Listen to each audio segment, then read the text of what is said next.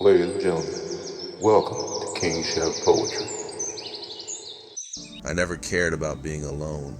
I was born into quiet, raised in rooms where people spoke over me, but never to me. I learned to become furniture in my own life, present but unnoticeable. No one ever stayed long enough to notice when I disappeared, and eventually I stopped noticing too. I sat in crowded rooms and didn't feel the weight of company. Their laughter was background static. Their presence never pierced the skin. I mastered the art of shrinking, of nodding, of making people feel seen without ever offering my own reflection. Being alone became my sanctuary. No one could abandon me if I never let them enter. No one could ask questions if I gave no answers. No one could disappoint me if I needed nothing from them. That silence, it became sacred, and those walls I built, they weren't walls, they were armor, and I wore them beautifully. I didn't need anyone, not really.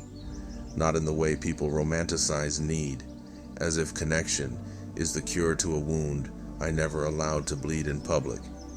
I kept my pain private, tucked away in the hollow of my chest, somewhere between survival and surrender. I didn't need saving, I just needed space, to breathe, to exist without scrutiny, to vanish without consequence. And then you asked me to stay, so casually, so softly, as if the word stay wasn't heavier than the silence I lived in, as if you didn't know that stay is the very thing I had stopped believing in. You looked at me, really looked, and for the first time, someone saw the fight it took just to sit still beside them, and suddenly, being alone didn't feel like freedom anymore. It felt like a wound I never examined. It felt like a story I never finished writing. It felt like a lie I had swallowed so many times I forgot it was even bitter. You didn't ask me to break my walls.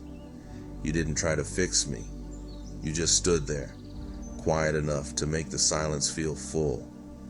And for the first time, I wondered what it would be like to be close enough to hurt and still choose to stay.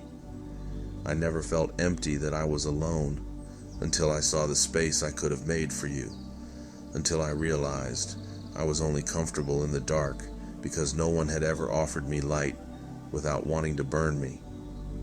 But you didn't ask me to shine. You asked me to stay, and that changed everything.